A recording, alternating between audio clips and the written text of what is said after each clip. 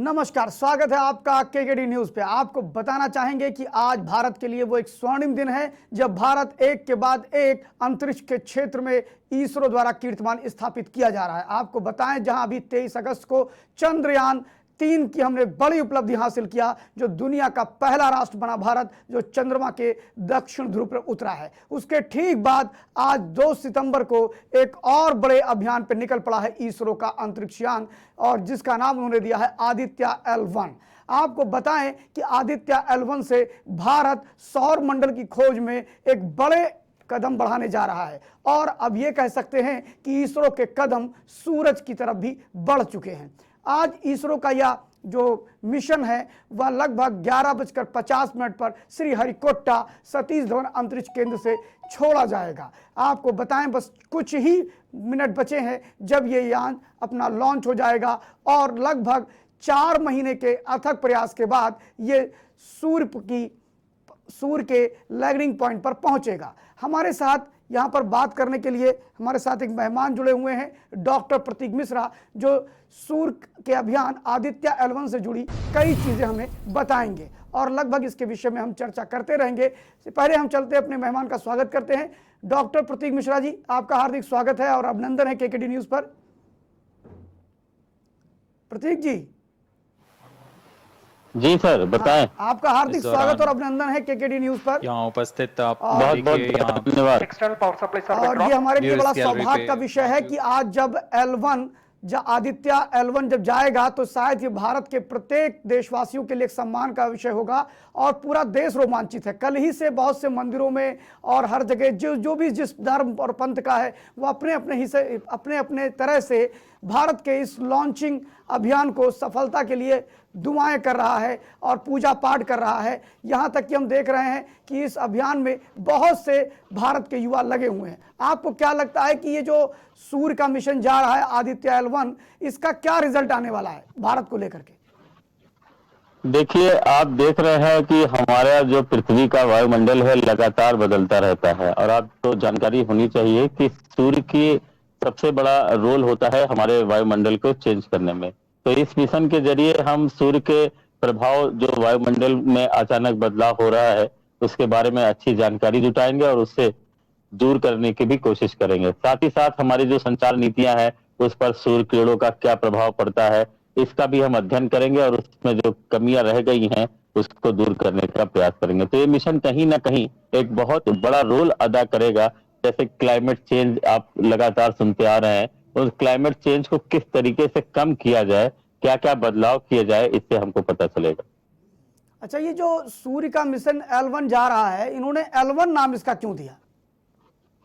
देखिए, आपको पता होना चाहिए कि 2 पिंडों के बीच में न्यूटन ने एक नियम दिया था जिसको न्यूटन का गुरुत्वाकर्षण नियम कहते हैं, और लेग्रांजे पॉइंट एक होता है जिसको लेग्रांजे ने डेवलप किया था। लेग्रांजे पॉइंट वह पॉइंट होता है जिस पर दोनों पिंडों के बीच का जो गुरुत्वाकर्षण बल है वो इक्विलिब्रियम में आ जाता है, मतलब समान हो जाता है।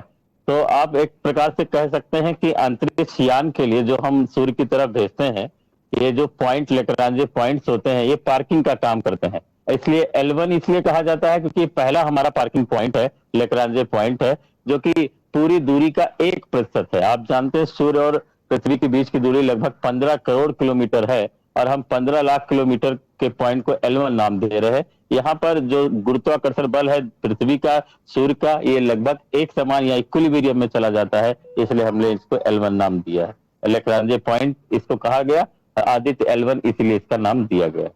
अच्छा, जैसे कुछ लोगों के मन में ये शंका है, जैसे अभी लोगों से बातचीत होती है तो फिलहाल ये कुछ लोग कहते हैं कि सूर्य का इतनी तपिश है पृथ्वी पर कि जब 45 सेंटीग्रेड डिग्री पहुंच जाती है तो हम लोग व्याकुल हो जाते हैं और लगता है कि अब तो गर्मी से प्राण ही निकल जाएंगे। तो ऐसी स्थिति में कुछ लोग, जो सामान्य मनुष्य है, मतलब जो सामान्य व्यक्ति है, जो विज्ञान की जानकारी नहीं रखता है, वह कहता है कि जब ये यान जाएगा आदित्य L1 तो क्या वो जलेगा नहीं, क्या उसको क्षति नहीं पहुंचेगी? उससे देखिए, हमने पहले ही बताया कि ये यान सूर्य पर नहीं जा रहा है। जी। सूर्य और पृथ्वी के बीच की दूरी जो है उस दूरी के 1% भाग पर जा रहा है, और 1% भाग पर आपको पता होना चाहिए कि जिस यान पे 7 पेलोड लगे हैं, 6 पेलोड का केवल यही काम है कि खाली जो परिवर्तन हो रहा है आभा मंडल में सूर्य का जो वाह्य परत है उसे हम कोरोना कहते हैं, उस कोरोना मंडल का क्या प्रभाव हमारे वायुमंडल पर पड़ रहा है, इसलिए हमने इस मिशन को L1 नाम दिया। अब आपको ये भी जानकारी होनी चाहिए कि नासा का एक मिशन था सोलर ऑर्बिट, जो 9 फरवरी 2020 को एक ये कहा गया नासा के द्वारा कि उसने कोरोना मंडल को लगभग टच करते हुए गया और वो जला नहीं। तो ऐसा कुछ नहीं है, एक मिथक है कि जल जाएगा। हम उस तरीके की गर्मी को यहाँ पर आभास करते हैं कि सूर्य इतनी गर्मी जब इतनी दूरी पर हमको देता है तो वहां जल जाएगा, ऐसा कुछ नहीं है। ये जो हमारा मिशन है ये पूरी दूरी का 1% दूरी पर जा रहा है, इसलिए इस पर जलने वलने की कोई बात नहीं है। अच्छा, ये और रही बात जी जी जी अपनी बात पूरी करिए आप जी। सर, ये आपको बताना चाहेंगे कि इससे पहले भी बहुत सारे मिशन जा चुके हैं, बहुत सारे मिशन हो चुके हैं और लगभग आपको अभी मैंने डेट बताया 9 फरवरी 2020 को सोलर ऑर्बिटर एक मिशन था जो नासा और यूरोपीय अंतरिक्ष एजेंसी के द्वारा किया था। इस मिशन के बारे में दावा किया गया कि ये सूर्य से लगभग टच करते हुए निकला और इस पर इसके यान पर कोई प्रभाव नहीं पड़ा। तो ये एक मिथक है, इसका कोई मतलब नहीं। अभी हम अपने दर्शकों को बताना चाहेंगे बड़ी ब्रेकिंग न्यूज, लगभग सिर्फ 59 सेकंड बचे हैं जब हमारा सूर्ययान आदित्य L1 अपनी सतीश धवन हरिकोटा से छोड़ा जाएगा। बस कुछ ही सेकंडों की बात है और भारत एक और नए कीर्तिमान की तरफ आगे बढ़ चुका होगा। फिलहाल इसको हम दिखाते रहेंगे स्क्रीन पे, हमारे लाइव आप देख रहे हैं उस मिशन प्रोग्राम को। लेकिन हम आपसे पूछना चाहेंगे प्रतीक जी, डॉक्टर साहब, कि ये जो मिशन हमारा आदित्य L1 गया और आपने कहा नासा ने भी किया है, अब तक कितने देशों ने सूर्य के इस अभियान को छेड़ा, यानी या सूर्य पर जाने का प्रयास किया? सर, बहुत सारे देशों ने किया, उसमें कुछ मैं आपको निगरानी करने वाले मिशन के बारे में बताता हूँ। देखिए, सूर्य पर जाया कोई मिशन नहीं है, सूर्य की निगरानी करने के लिए मिशन लॉन्च किया गया। इसमें कई सारे मिशन मैं आपको बता रहा हूँ, जैसे सोलर डायनेमिक्स वेधशाला, ये नासा के द्वारा चालू किया गया। विंड यूरोपीय एजेंसी के द्वारा चालू किया। आयरिस रूस के एजेंसी के द्वारा शामिल किया गया, ये बहुत पहले ही से चल रहा है। एक सोचो नाम का एक मिशन लॉन्च किया गया यूरोपीय के संघ द्वारा। ये केवल निगरानी करने वाले मिशन होते हैं, ये सूर्य पर नहीं जाते, सूर्य के आसपास ये निगरानी करते हैं। जैसे कि हमने L1 पर जाएंगे, कुछ लोग L2 पर गए हैं, कुछ लोग L3 पर गए हैं। इसी प्रकार से कई सारे मिशन अभी तक हो चुके हैं और कई सारे मिशन चल रहे हैं। अभी ये सूर्य को लेकर ये लॉन्च हो गया, आपको हार्दिक बधाई देते हैं डॉक्टर प्रतीक मिश्रा जी। हम लोगों के लिए बड़े गर्व की बात है कि आदित्य L1 इसरो ने लॉन्च कर दिया, हरिकोटा से इसरो ने लॉन्च कर दिया है PSLV। जैसा कि आप बता रहे थे कि उसमें 7 पेलोड लगे हुए हैं और 7 में 4 पेलोड अलग काम करने वाले हैं, 3 पेलोड अलग काम करने वाले हैं। हमारे साथ हमारे वैज्ञानिक डॉक्टर प्रतीक मिश्रा जुड़े हुए हैं जो लगातार हमें सूर्य मिशन के बारे में जानकारी दे रहे हैं और ये हम सभी के लिए गर्व का विषय है कि आज इसरो ने एक बड़ा अभियान छेड़ा। और आपको बताएं कि चंद्रयान 3 के बाद इसरो नए नए कीर्तिमान की तरफ आगे बढ़ रहा है। यह प्रत्येक भारतवासी के लिए गर्व का क्षण है जब श्रीहरिकोटा सतीश धवन अंतरिक्ष केंद्र से PSLV आदित्य L1 ऑलरेडी अपने मिशन की तरफ बढ़ चुका है। यह भारत के लिए गर्व की बात है। डॉक्टर प्रतीक मिश्रा जी, आपको कैसा लग रहा है इस अभियान के आगे जाने पर? मैं अपने आप को बहुत रोमांचित महसूस कर रहा हूं और ये हमारे सभी भारतवासियों के लिए गौरवान्वित क्षण है और वैज्ञानिकों को बहुत बहुत बधाई इस मिशन को सफल लॉन्चिंग के लिए। जी जी बिल्कुल बिल्कुल, मैं भी बहुत रोमांचित हूं। और जहां अभी 23 अगस्त को हमने दुनिया में कीर्तिमान स्थापित किया, वहीं 2 अगस्त को एक नई योजना पे हम आगे बढ़ गए। फिलहाल मैं आपसे एक चीज पूछना चाहता हूं कि अभी आपने कई लोगों को बताया कि निगरानी मिशन है, लेकिन डॉक्टर साहब मैं ये पूछना चाहता हूं कि इस निगरानी मिशन में क्या उन्हें कुछ मिला और क्या भारत इसमें भी बाजी मार जाएगा? दुनिया के इतने देशों के जाने के बाद भी लोगों को बहुत कुछ नहीं मिला, लेकिन जब भारत वहां से बहुत कुछ लाने की तैयारी, सब बताया जा रहा है कि ये जो इनके पेलोड है उसमें इन्होंने लगाया है VELC यानी विजुअल एनिमेशन लाइन क्रोनोग्राफी लगाया है, जो कि लगभग 190 किलोग्राम का है और ये हर मिनट पर एक फोटो खींच करके भेजेगा और 5 साल तक काम करने वाला है। तो क्या इससे लगता है कि भारत जितने भी और मिशन इस तरह के अन्य देशों के गए हैं उससे कुछ ज्यादा अच्छा रिजल्ट देने वाला है? देखिए शिवकुमार जी, पहले तो मैं थोड़ा सा समय लूंगा। जी जी बिल्कुल, जो पूरा समय आपको है। पेलोड है, हाँ, सातों पेलोड है। इसमें जो 6 पेलोड है जी उनके बारे में हमको जानकारी आपको जाननी चाहिए, दर्शकों को जाननी चाहिए। जी जी मैं जी बारी बारी से सभी के बारे में बताना चाहूंगा। जी बिल्कुल हमारे बिल्कुल। जो पहला पेलोड है उसका नाम है solar ultraviolet imaging telescope. Okay ये क्या करेगा, ये फोटोस्फीयर जो हमारे सूर्य के सतह होते हैं, उसमें हम 3 प्रकार के सतह होते हैं मुख्यतः। एक प्रकाश मंडल, वर्ण मंडल, प्रभा मंडल, जिसको अंग्रेजी में हम फोटोस्फीयर, क्रोमोस्फीयर और कोरोना बोलते हैं। जी जी तो जो हमारा पहला पेलोड है जिसका नाम है सोलर अल्ट्रावायलेट इमेजिंग टेलीस्कोप, ये फोटोस्फीयर की इमेजिंग करेगा। और इमेजिंग करने का मतलब ये है कि ये वहां पर जो फोटोस्फीयर अंदर का, ये बिल्कुल अंदर का परत आपको हम बता रहे हैं, जिसको प्रकाश मंडल कहते हैं, जी इसकी इमेजिंग करेगा। दूसरा पेलोड है, इसका नाम है solar low energy X ray spectrometer, या जो हमारे सॉफ्ट एक्सरे किरणें हैं इनकी स्टडी करेगा। 2 प्रकार की हमारी एक्सरे किरणें होती है, जिसको वैज्ञानिकों ने 2 भागों में बांटा हुआ है। एक होता है सॉफ्ट, एक होता है हार्ड। पहली बार ऐसा हो रहा है कि इस मिशन के जरिए हम दोनों एक्स किरणों को अलग अलग इमेजिंग करेंगे। अरे तो वाह इसीलिए पहले वाले को solar low energy X ray spectrometer कहा गया, और तीसरे पेलोड को कहा जाता है hard energy L1 orbiting X ray spectrometry. इसमें हम हार्ड एक्सरे किरणों को इमेजिंग करेंगे। चौथा पेलोड है जिसको हम Aditya solar wind particle experimental बोलते हैं, या सूरज में जो हवाएं, सूरज के आसपास जो हवाएं होती है उसमें मौजूद जो इलेक्ट्रॉन होते हैं और जो आयन होते हैं उनका अध्ययन करेगा। पांचवें का नाम है plasma analyser package for Aditya. इसमें हम जो प्लाज्मा होती है, जो आयनों के, इलेक्ट्रॉनों की जो प्लाज्मा होती है, उसका अध्ययन करेगा। ये पहले कभी नहीं हुआ है। और जो छठा है वो सबसे महत्वपूर्ण है, इसका नाम है advance tri axial high resolution digital magnetometers, या जो मैग्नेटिक फील्ड होती है, सूर्य के आसपास की जो मैग्नेटिक फील्ड होती है, या इसका अध्ययन करेगा। तो ये 6 वर्णों में जो हमने 6 पेलोड, हमारे मुख्यतः आपको 7 पेलोड लगे हुए हैं, जिसमें 4 सूरज की निगरानी करेंगे, 3 L1 पर रह जाएंगे। तो इसमें जो 6 मुख्य है इनके बारे में मैंने आपको बताया, और इनका अभी तक किसी भी मिशन ने एक साथ इस तरीके से वर्गीकरण नहीं किया गया जिस तरह आदित्य L1 में किया गया है। इसके लिए मैं अपने वैज्ञानिकों को बहुत बधाई देता हूँ। जैसे मान लीजिए आपने एक एक पेलोड के बारे में बताया कि वो क्या करेंगे, तो जो कोरोना इन्होंने, आपने 3 उसकी सरफेस की चर्चा करी, जिसमें आपने सौर मंडल, प्रभा मंडल ये बताया। तो जैसे वहां से जो जानकारियां प्राप्त होंगी, जैसे पहला पेलोड मान लीजिए उससे कोरोना की पहली परत की बात करता है, तो पहली परत से अगर कोई जानकारी हमें आएगी तो उसका वैज्ञानिक कैसे उपयोग करेंगे, या आने वाले समय में आम जनमानस के लिए या भारत के लिए वो कैसे उपयोगी साबित होगा?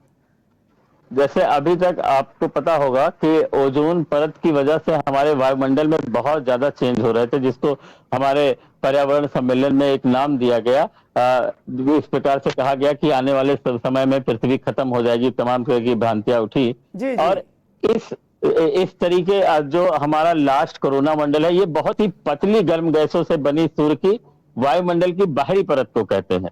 तो ये इतनी पतली गैसों से बनी होती है कि इसका अध्ययन अभी तक संभव नहीं था। बहुत सारे मिशन लॉन्च किए गए। तो हमारा जो पेलोड है, ये जैसे होता क्या है ना, हम एक बहुत बड़ा सा अंतरिक्ष है, तो उसके एक मॉडल का अगर अध्ययन कर ले, जैसे मान लीजिए एक उदाहरण देना चाहूंगा, हमारे शरीर में कोई समस्या है तो हम खून के एक रक्त के कण से पता लगा लेते हैं वो समस्या क्या है। इस तरीके से हम उसके स्पेक्ट्रोमीटर से, उसके छोटे से इलेक्ट्रॉन से ये पता लगा लेंगे कि क्या क्या चेंजेस हो रहे हैं और किस प्रकार से पृथ्वी पर इसका प्रभाव पड़ रहा है। तो ये बहुत कामयाब मिशन है अगर ये सफल हो जा रहा है, और आपको आने वाले समय में इसका परिणाम देखने को मिलेगा कि वैज्ञानिकों ने किस प्रकार से अपना काम किया है और किस प्रकार से वो पृथ्वी को और बेहतर बनाने के लिए कार्य करेंगे। अच्छा, जो ये इमेजेस जो भेजेगा, जो इनका VLC जो उन्होंने भेजा है 190 किलोग्राम का, तो ये जो इमेजेस भेजेगा वो इमेज कहाँ की भेजेगा? ये जो इमेजेस है, फिर ये होता है जो हमारा पेलोड है, जो 6 पेलोड लगे हुए हैं, ये एक छोटे से, जैसे हमने आपसे बताया कोरोना मंडल है, जो वायुमंडल है, ये वायुमंडल का प्रभाव इस पृथ्वी के सूर्य के आसपास रहता है, और वायुमंडल से ही जो हमारा कोरोना है, प्रभा मंडल जिसको हम हिंदी में कहते हैं, सूर्यमंडल के जो 3 प्रमुख स्रोतों में आता है, इसी में जो पतली गर्म गैसें हैं, उन पतली गर्म गैसों का क्या प्रभाव हमारे वायुमंडल में पड़ रहा है, इसके बारे में वो इमेजिन करेगा। इसी के पूरा जो हमारे ये मिशन है, ये कहीं ना कहीं पृथ्वी के जो वाह्य परत है, कोरोना मंडल, इसी के अध्ययन में टिका हुआ है, और इसी का सबसे ज्यादा प्रभाव हमारे पृथ्वी पर पड़ता है। अच्छा, इसका बेसिक लाभ उठाएगा कौन? मान लीजिए अगर कोरोना को लेकर के उसके तीनों परतों की हमने जानकारी ले ली, तो क्या इसका वैज्ञानिक जो है वो हेल्थ के सेक्टर में या किसी और सेक्टर में भी उसका उपयोग हो सकता है, या सिर्फ अंतरिक्ष के सेक्टर? बिल्कुल बिल्कुल बिल्कुल बिल्कुल। जैसे हमारे यहाँ आप देख ही रहे हैं कि इंटरनेट के बिना आज जीवन लगभग असंभव हो रहा है। तो जो संचार उपग्रह हैं, जो संचार उपग्रह लॉन्च किए जाते हैं, उन पर बहुत बड़ा प्रभाव पड़ता है सूर्य के किरणों का।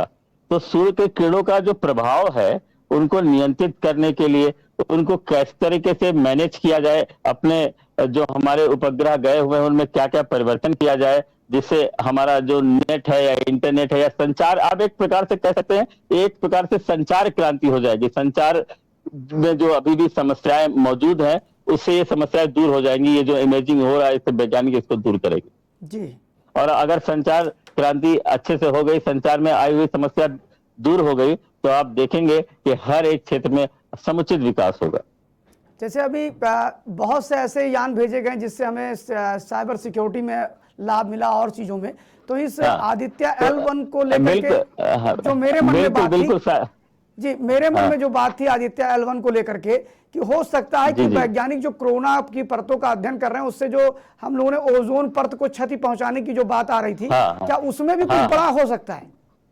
बिल्कुल बिल्कुल बिल्कुल। ओजोन परत जिस तरीके से बढ़ रहा है, उस तरीके से पृथ्वी पर बहुत ज्यादा क्लाइमेट चेंज हो रहा है। आप देख रहे हैं कहीं जहां पर सऊदी अरब में बर्फ पड़ने लगा, ये क्लाइमेट चेंज ही तो है। तो इन क्लाइमेट चेंजों को धीरे धीरे अगर हम अभी इस पर काम नहीं करेंगे, तो धीरे धीरे एक बहुत बड़ा डिजास्टर के रूप में आएगा। तो वैज्ञानिक लगातार इस पर काम कर रहे हैं, और ये जो हमारा मिशन गया है, ये उसमें ओजोन परत में किस तरीके से जो दिन पर दिन वो बढ़ रहा है, उसको कैसे कम किया जाए, उसमें क्या क्या और चीजें प्रभावी ढंग से लागू की जाए कि ओजोन परत कम हो जाए, इसमें भी ये निश्चित रूप से बहुत मदद करेगा। एक मैंने कहीं पर पढ़ा था डॉक्टर साहब कि महर्षि अत्रि, जो भारतीय सनातन में बताए जाते हैं कि महर्षि अत्रि एक हुए थे, जब उन्होंने जो आपने सौर मंडल की बात करी, प्रभा मंडल की बात करी, तो उसमें ऋषियों के नाम पर उन्होंने कई तारों को, तारा मंडल का नाम रखा है, वशिष्ठ के नाम पे, अत्रि के नाम पे और इन सब के नाम पे। तो मेरा सिर्फ इतना कहना है कि अत्रि ऋषि के बारे में एक जगह मैं पढ़ रहा था, उन्होंने लिखा था कि सूर्य ग्रहण को भी टाला जा सकता है, जिस पर आज के फॉरेनर वैज्ञानिक शोध कर रहे हैं। तो क्या ये संभव है कि जो उन्होंने ऐसा बताया होगा वो संभव है? और क्या इससे जो L1 मिशन गया वो भी बता सकता है कि सूर्य ग्रहण को हम रोक सकते हैं या चंद्र ग्रहण को रोक सकते हैं, ऐसा कुछ? देखिए, मैं ये तो नहीं कह सकता कि रोक सकते हैं, लेकिन अभी तक हमारे जो सनातन धर्म में बातें कही गई हैं, वो अक्षरशः सत्य पाई जा रही है जी। आप चंद्रयान मिशन के बारे में भी बात कर रहे थे। आप हमारे ऋषि मुनियों ने न जाने कितने साल पहले कह दिया था कि चंद्रमा का एक भाग बिल्कुल अंधकारमय है, वहीं पर हमारे जो पूर्वज होते हैं उनकी आत्माएं जाती हैं। जी जी, तो आज वो काला भाग मिला जी जी जी जी, बोलिए बोलिए। तो इसी प्रकार से मैं इन बातों को डिनाई नहीं करूंगा, निश्चित रूप से कि इस मिशन से जो हमारे ऋषि मुनियों ने संकल्पना की थी उसको हम देखेंगे, और बहुत सारी नई नई जानकारियां मिलेंगी, बहुत सारी नई नई जानकारियां मिलेंगी। अब आपको मैं एक छोटे सा उदाहरण देता हूँ जी जी, एक छोटा सा उदाहरण देना चाहूंगा। सूर्य एक तारा है जी, ये कहां से पता चला सुकुमार जी? जी जी, सूर्य एक तारा है, ये कहां से पता चला? ये हमारे सनातन धर्म ने आज नहीं, लगभग हजारों साल पहले ये डिक्लेयर कर दिया था, सूर्य एक तारा है, और बाद में वैज्ञानिकों ने इस बात को सहज स्वीकार किया। तो ये कहीं ना कहीं हमारे महान ऋषि मुनियों की एक परिकल्पना को साकार करने का मिशन है, और इसके लिए मैं बार बार अपने वैज्ञानिकों को बधाई देता हूं। अच्छा, कि उन्होंने इस तरीके का कार्य किया। डॉक्टर प्रतीक मिश्रा जी, एक बात और है मेरे मन में कि अभी श्रीहरिकोटा से लॉन्चिंग से पहले सुबह लगभग 8 बजे एस सोमनाथ जी जाकर के मंदिर की पूजा कर रहे थे, और यही हाल चंद्रयान 3 का भी था कि उसकी लॉन्चिंग के एक दिन पहले उन्होंने तिरुपति बालाजी से लेकर के अपनी कुल देवी तक पूजा किया था। जी, तो इसको आप कहां तक जायज मानते हैं? और दूसरी चीज कि एस सोमनाथ ने जब चंद्रयान 3 जब फाइनल हुआ, उसके बाद उन्होंने एड्रेस करते हुए प्रेस रिपोर्टर को ये बोला कि दुनिया में, मतलब भारतीय संस्कृति की उन्होंने चर्चा करी और भारत के पुराणों वेदों की चर्चा करी, साथ में उन्होंने संस्कृत भाषा पर ज्यादा जोर दिया। उन्होंने कहा कोई भी वैज्ञानिक उपलब्धि संस्कृत भाषा के आधार पर ही आगे जाएगी। इसको आप कहां तक ठीक मानते हैं, एक वैज्ञानिक का इस प्रकार का भाषा वो भी है इसरो का प्रमुख। देखिए, वैज्ञानिक कोई भी शोध करेगा तो उसके लिए एब्स्ट्रैक्ट की जरूरत पड़ेगी। एक आइडिया को हम जनरेट करते हैं तो आइडिया आएगा कहाँ से? सबसे बड़ी समस्या ये है। जी मान लीजिए मैं कोई रिसर्च वर्क कर रहा हूं तो उसके लिए मुझे एक आइडिया की जरूरत होती है। और आपको पता है हमारे जो वेद हैं उसमें इतने आइडियाज हैं। उन्होंने बिल्कुल सही कहा कि अगर हमें संस्कृत का ज्ञान होगा तो हम वेदों को जो आइडियाज है उनको बहुत अच्छे तरीके से समझ सकते हैं और नए नए शोध कर सकते हैं। तो इसके लिए मैं ये कहूंगा कि हर आदमी की आस्था जहां पर होती है वो अपना आस्था प्रकट करता है कि हमारा कार्य सफल हो। इसमें कोई दिक्कत की बात नहीं है। अगर उन्होंने भगवान के चरणों में अपने प्रार्थना लगाई तो इसमें इसमें कोई दिक्कत बात नहीं। लेकिन जो आइडिया है वो हमारे वेदों से लिया गया, इसमें कोई दो राय नहीं। अब मैं गणित के बारे में बताऊं, गणित पे जितने भी बेसिक आइडियाज है वो हमारे वेदों से लिए गए हुए हैं। और आप जान रहे हैं कि इसकी जो डायनेमिक्स है, सूर्य की डायनेमिक्स है, इसका अध्ययन अगर हम करेंगे तो कहीं ना कहीं गणित का सहारा लेना पड़ेगा। और गणित का अगर हम सहारा लेंगे तो कहीं ना कहीं हमारे वेद उसमें ऑटोमेटिक इन्वॉल्व हो जाएंगे। तो ये बिल्कुल सही बात कही उन्होंने कि अगर हमें संस्कृत का ज्ञान है तो हम नए नए आइडियाज ले सकते हैं, जिस पर नया नया रिसर्च कर सकते हैं। अभी एक फिल्म आई थी डॉक्टर साहब, जी जी। ओपनहाइमर करके एक फिल्म आई थी अभी, तो उस पे उन्होंने जिन्होंने परमाणु बम का विस्फोट किया था उनको लेकर के पूरे देश में ये फिल्म रिलीज की गई और बड़ा अच्छा पैसा उसने कमाया। उसके जो परमाणु बम का परीक्षण जिन्होंने किया था उन्होंने भी ये बात कही कि हमने श्रीमद् भगवत गीता से ही जो परमाणु विस्फोट का जो फार्मूला था वहीं से निकाला। जी जी। तो इसको लेकर तो अब मैं आपसे कह रहा हूं ना, कोई भी फार्मूला जनरेट करने के लिए, किसी भी रिजल्ट को अच्छा करने के लिए आइडिया की जरूरत होती है। तो आइडिया कहाँ से मिल रहा है? आइडिया हमारे सनातन धर्म में, हमारे वेदों में भरा पड़ा हुआ है। बस खाली ये जानकारी लेने की जरूरत है कि वो कहना क्या चाह रहा है, उस आइडिया को कैसे हम लें और उसमें काम आगे बढ़ाएं। नाभिकीय संलयन, ये उदाहरण देखिए, सूर्य में हमेशा नाभिकीय संलयन होता है, ये ऑलरेडी हमारे वेदों में पहले से बताया गया। आप सूर्य ग्रहण, चंद्र ग्रहण की बात कर रहे हैं, हम आज वैज्ञानिक स्वरूप दे पाए, न जाने कितने बरस पहले ही ये बताया गया कि सूर्य ग्रहण भी होता है, चंद्र ग्रहण भी होता है। अंतरिक्ष संबंधी बहुत सारी बातें, सुकुमार जी, अंतरिक्ष संबंधी बहुत सारी बातें हमारे सनातन धर्म में, हमारे वेदों में बहुत पहले बताई जा चुकी, जिनका प्रमाणिक रूप अब हम अपने इस जीवन काल में देख रहे हैं। मुझे ऐसा कभी लगता है कि जो प्राचीन भारतीय सभ्यता थी उसमें खगोल शास्त्र में कुछ ज्यादा अध्ययन किया गया। हाँ, मुझे जो लगता है ऐसा कि शायद ज्यादा अध्ययन किया गया। जैसे आप देखिए कि सभी ग्रहों के नाम पे भारतवर्ष में नाम रखे गए हैं। जैसे आप दिन के नाम, जैसे रवि, सूर्य के नाम पे रविवार, चंद्रमा के नाम पे सोमवार, फिर उसके बाद में मंगलवार, बुधवार, बृहस्पतिवार, शुक्रवार, तो ये जो नाम रखे गए, तो क्या खगोल शास्त्र में भारत बहुत रिच था और आज के समय में बिल्कुल एक तरह से पुअर है, वाला बहुत कमजोर है? आप देखिए कि हमारे भारत के तमाम शहरों में वेधशालाएं थी। वेधशालाएं क्या होती थी? हम जब सूर्य ग्रहण होता था या चंद्र ग्रहण होता था या तमाम तरीके की अंतरिक्ष में घटनाएं होती थी, उनको देखने के लिए उसका प्रयोग करते थे। तो अब आप हमें ये सवाल उठता है कि अगर लोग नहीं जानते तो उस शालाओं का क्या मतलब रह गया? दूसरी बात, भारत में हम पर्यावरण को सबसे बड़ा भगवान का स्वरूप मानते हैं, और पर्यावरण पर क्या क्या प्रभाव किन किन चीजों का पड़ता है इस पर भी हम अपने विचार पहले से रखते हुए आ रहे हैं। तो जैसे आपने बताया कि जितने भी अंतरिक्ष में हमारे ग्रह हैं उनका नामकरण हमने पहले ही कर दिया, तो इसका मतलब हमारे ऋषि मुनि जो थे वो जानते थे कि इस ग्रह का कितना प्रभाव पड़ेगा, किस ग्रह के प्रभाव से हमारे जीवन में बदलाव हो सकता है। इसलिए उन्होंने इसको धर्म से जोड़ दिया और कहा, आप देख रहे हैं कि सूर्य की उपासना कीजिए, चंद्र की उपासना कीजिए, बृहस्पति की उपासना कीजिए। सीधे सीधे आप कह सकते हैं कि एक प्रकार से हमको खगोल शास्त्र ही पढ़ाया गया। अब कोई भी आदमी है जो मान लीजिए वैज्ञानिक नहीं है, लेकिन अगर उससे आप ग्रहों का नाम लेंगे तो ग्रहों के बारे में बता देगा कि नहीं बता देगा? तो बिना पढ़े हुए वो सारे ग्रहों के बारे में बता रहा है। अगर वो थोड़ा सा भी धर्म से जुड़ा हुआ है तो इसका मतलब धर्म के माध्यम से मैं ये कह सकता हूँ कि अंतरिक्ष के बारे में हमारे ऋषि मुनियों ने हम लोगों को बहुत कुछ बताया, जिस पर अभी भी कार्य जारी है। अगर हम उन सभी बातों को अच्छे से पढ़े जो उन्होंने बताया हुआ है तो बहुत सारा रिसर्च, बहुत सारा शोध भारत कर सकता है और भारत का कोई मुकाबला नहीं कर सकता इसमें, मैं ये मानता हूँ। डॉक्टर साहब, आज इतने अत्याधुनिक हमारे पास यंत्र हो गए हैं जिसके माध्यम से हम वहां तक जाते हैं, पहुंचते हैं, नई नई खोज करते हैं, लेकिन हमारे जो ऋषि मुनि थे, पूर्व प्राचीन जो खगोल शास्त्र था, अंतरिक्ष शास्त्र था, उसमें लोग कैसे वहां तक पहुंचते होंगे? ये मन में बड़ा कौतूहल है कि वो कैसे पहुंच जाते थे, वो कैसे एग्जैक्ट बताते थे। जैसे उन्होंने चंद्रमा का मंगल को लेकर के, मंगल को लेकर कहा कि वहां पर लाल रंग है तो उस दिन लाल लोग प्रयोग करते हो। जब मंगलयान गया तो उसने भी इसकी पुष्टि कर दी कि हाँ वहां का कलर लाल है, लाल मिट्टी पाई जा रही है। ये कैसे संभव हुआ? आज तो यंत्र है इतने बड़े बड़े। हाँ, तो इसके लिए जो बेसिक आइडिया है, देखिए हमारे भारत में हर तरीके के क्लाइमेट पाए जाते हैं। डॉक्टर साहब, इसीलिए एक बहुत से ऐसे लोग हैं जो इन सब चीजों को कपोल कल्पित कहना शुरू करते हैं और मिथ्या कहना शुरू करते हैं कि भाई आप कैसे पहुंच गए, आज तो लोग रॉकेट से जा रहे, सारी चीजें, तब रॉकेट कहां थी और सारी चीजें।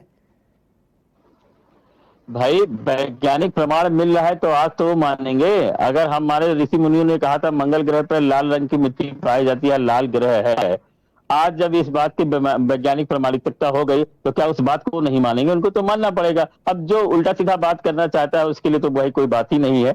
लेकिन मैं आपको थोड़ा सा एक बात बताना चाहूंगा जी। भारत, हमारा जो देश है, ये हर तरीके के वातावरण को कंटेन करता है। आप देखिए राजस्थान में आप रेतीली जगह पा जाएंगे, उत्तराखंड में आप पहाड़ी जगह पा जाएंगे, समुद्र के आप मद्रास आंध्र प्रदेश में, तमिलनाडु में चले जाइए समुद्री इलाका पा जाएंगे, मध्य प्रदेश में आ जाइए आपको जमीनी इलाका मिल जाएगा। तो जो भारत है इसमें हर तरीके के क्लाइमेट है।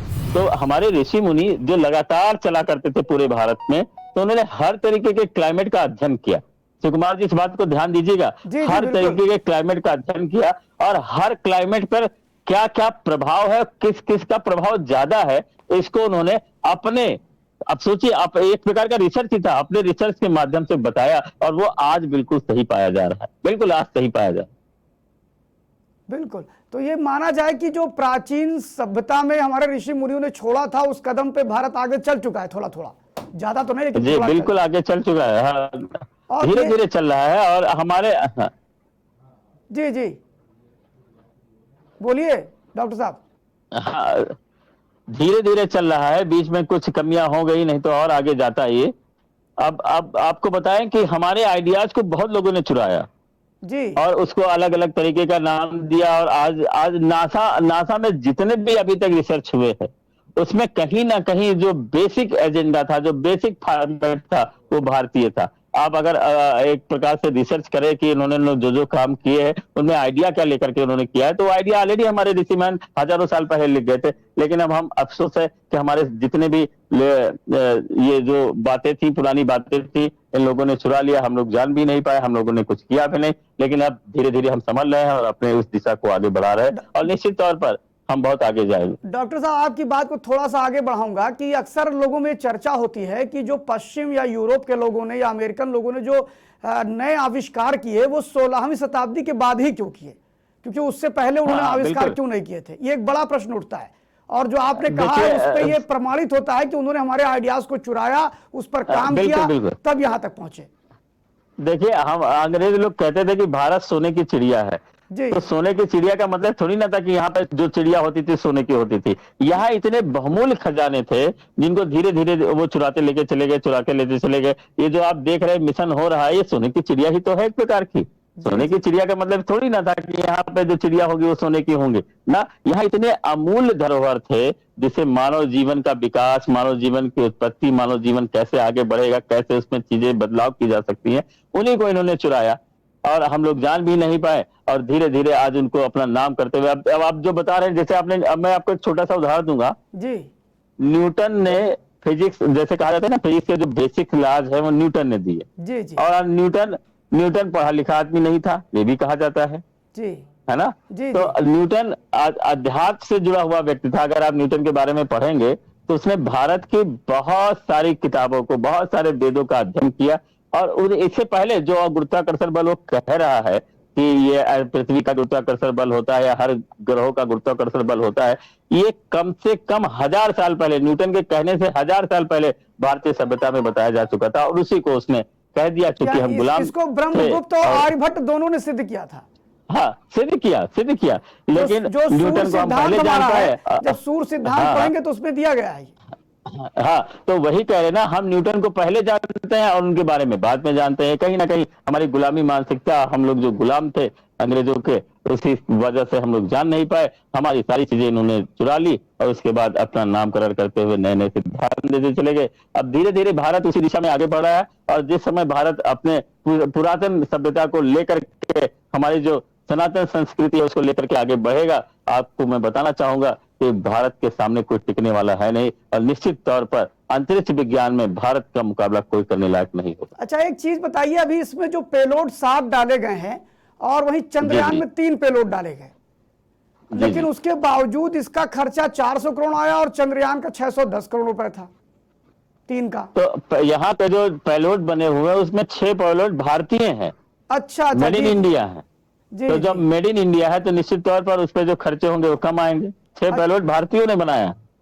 अच्छा अच्छा अच्छा, बहुत बहुत बड़ी जानकारी दी आपने। हमारे साथ बैठे हुए डॉक्टर प्रतीक मिश्रा ने बड़ी जानकारी दी कि भारत ने 6 पेलोड का जो प्रयोग किया है वो पूर्णतः स्वदेशी पेलोड है। ये बड़ी बात है। पूर्णतः स्वदेशी, इसमें किसी का भी कोई योगदान नहीं, केवल भारतीय लोगों ने उनको मिलकर किया। भारत अंतरिक्ष के क्षेत्र में पूर्ण आत्मनिर्भर बन चुका है, यानी उसको विदेशियों की कोई आवश्यकता बिल्कुल आत्मनिर्भर जी। और ये जो किसी की आवश्यकता नहीं है।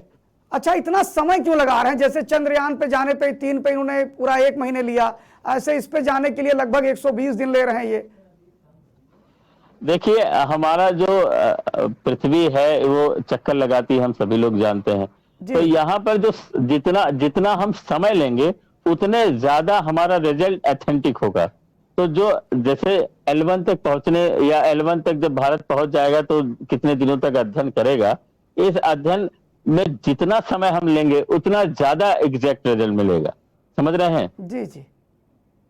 अच्छा, इन्होंने कहा है कि ये पेलोड लगभग 5 साल वहां पर रहेगा, जो इनका फोटोग्राफ खींच करके भेजेगा इनको हर मिनट। हाँ, जी जी। तो ये 5 साल तक क्या हम इसको ट्रैकिंग करते रहेगी इसरो?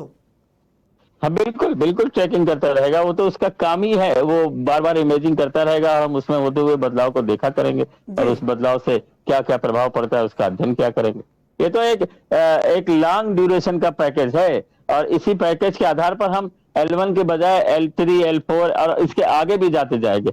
हो सकता है कि भारत इतना आगे चला जाए कि कोरोना मंडल के आसपास भी चला जाए, जैसा कि नासा ने दावा किया। अब मुझे नहीं पता ना नासा ने कोई इस तरीके की खबरें या आप प्रमाण दिए कि बिल्कुल वहां तक पहुंच गया, लेकिन नासा ने दावा किया कि उनका जो मिशन था वो मिशन बिल्कुल कोरोना स्फीयर को टच करते हुए चला गया।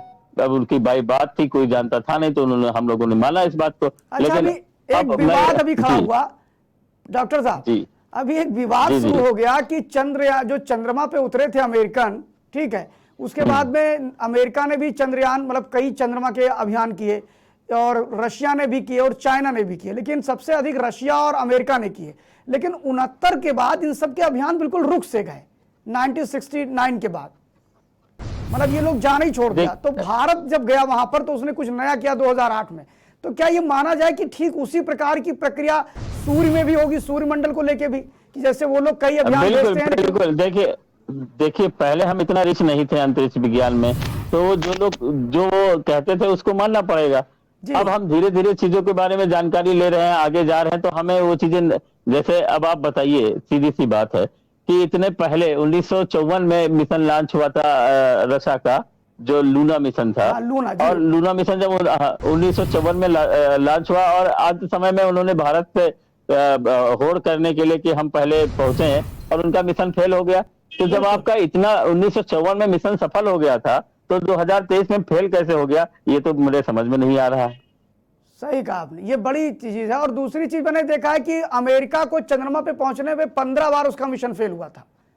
हाँ, 15 बार वो 16वीं बार चंद्रमा पर पहुंच पाया था, लेकिन भारत ने पहली ही बार में पहुंचा, दूसरी बार में चूंकि वो चंद्रमा के दक्षिण ध्रुव पे जा रहा था इसलिए फेल हो गया। फेल क्या हुआ, मतलब लैंड कर गया का उसका संचार नहीं हुआ। हमारा चंद्रयान 2 का जो रोवर जो था, उसने हमारे रोवर से संपर्क किया। तो इसका मतलब हम चाहें तो उस मिशन का भी प्रयोग कर सकते हैं, और शायद कर ही रहे हैं। मुझे लग रहा है चंद्रयान 3 में उसका उपयोग कर रहे हैं।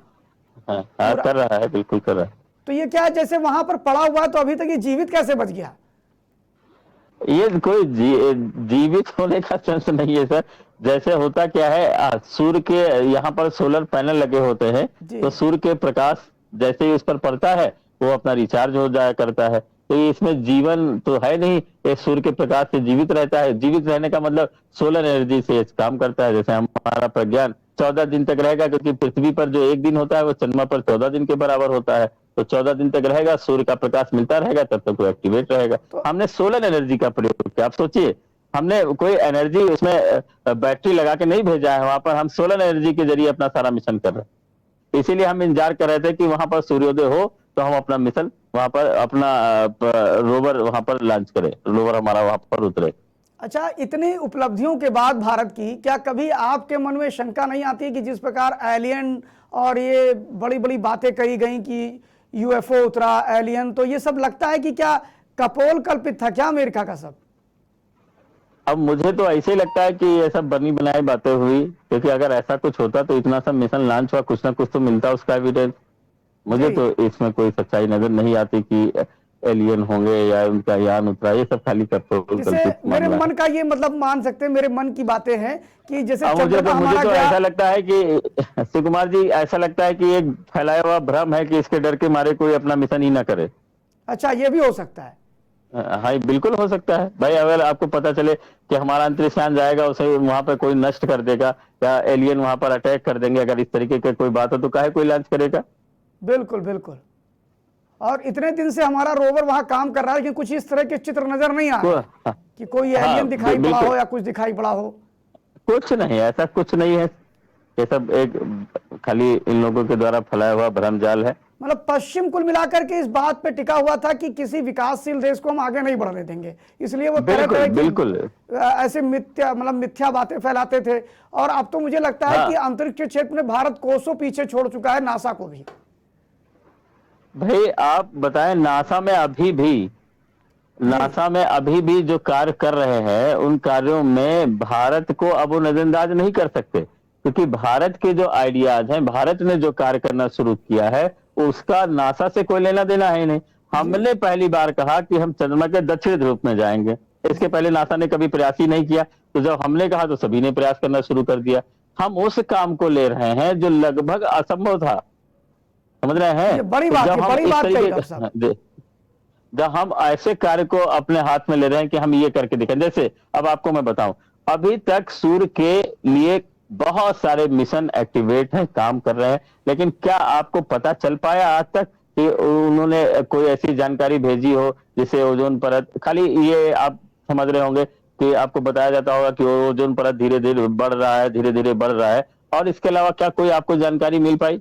नहीं, कोई जानकारी नहीं अभी तक, कोई जानकारी नहीं मिल पाई। तो अब हमारा मिशन जब जाएगा, हमारा मिशन लॉन्च हो ही चुका है, सफल लॉन्चिंग हो ही चुकी है, कुछ दिनों बाद आप देखेंगे कि जब हम इसका परिणाम मिलना शुरू होगा, तब आप देखिएगा कि ये चौंकाने वाले रिजल्ट देगा, क्योंकि हमने जो काम किया है वह काम मुझे नहीं लगता कि किसी ने किया होगा। बिल्कुल बिल्कुल। अच्छा, ये सारे जो मिशन हमने लिए हैं, चंद्रयान 1, चंद्रयान 2, चंद्रयान 3 और उसके बाद सूर्य मिशन L1, आदित्य L1, क्या इससे अंतरराष्ट्रीय स्तर पर भारत की ख्याति पर क्या प्रभाव पड़ता है? बहुत प्रभाव पड़ता है जी। अब आप सोचिए, एक समय था कि हमारे देश के जो वैज्ञानिक थे, उनके पास ऐसी स्थिति नहीं थी कि वो एक यान बना पाए या एक यान के इस्तेमाल कर पाए। अब भारत किराए लेकर के लोगों को यान भेजता है। तो अब आप सोच लीजिए कि भारत की ख्याति क्या है। लोग किराया दे करके कहते भाई मेरा ये उपग्रह है, इसको आप भिजवा दीजिए ऊपर। तो अब आप सोचिए कि कितनी बड़ी बात हो गई। एक समय ऐसा था कि हम दूसरे पर निर्भर रहते थे, आज कई सारे देश हमारे ऊपर निर्भर रहे। इसमें आप अभी जो खबरें आई थी कि पिछले साल भारत ने लगभग 104 उपग्रह एक साथ भेजने का काम इसरो ने किया था। हाँ, अब सोचिए अब इससे कोई हमको नजरअंदाज कर सकता है? बिल्कुल नहीं, सही कहा आपने, बिल्कुल सही कहा डॉक्टर साहब ने। और डॉक्टर साहब, अंतिम में हम लोग कंक्लूजन की तरफ चल रहे हैं। मेरा सिर्फ इतना कहना है कि हम और आप दोनों प्रत्यक्षदर्शी रहे और ये एक बहुत अद्भुत नजारा हम लोगों ने देखा आदित्य L1 का जाते हुए। मतलब हम क्या ये मान लें कि आदित्य L1 दुनिया में सबसे महत्वपूर्ण जानकारी इसरो लाने वाला है इसके माध्यम से? बिल्कुल बिल्कुल, इसमें कोई संदेह नहीं है। और ये जो परिणाम देगा उससे मानव सभ्यता का बहुत ही लाभ होने वाला है। जी जी। ये थे हमारे साथ डॉक्टर प्रतीक मिश्रा जी, जो हमारे साथ जुड़े रहे। आपने बहुत ही विशेष जानकारियां हमें दिया और वो जानकारी दी जो हम लोग को नहीं पता थी और लगभग सरल भाषा में हम सभी तक बताने का प्रयास किया। हमारे साथ जुड़ने के लिए डॉक्टर प्रतीक मिश्रा जी का मैं धन्यवाद करता हूं। बहुत बहुत धन्यवाद डॉक्टर साहब। और अभी आगे खबरों का सिलसिला जारी रहेगा, देखते रहिए केकेडी न्यूज। धन्यवाद।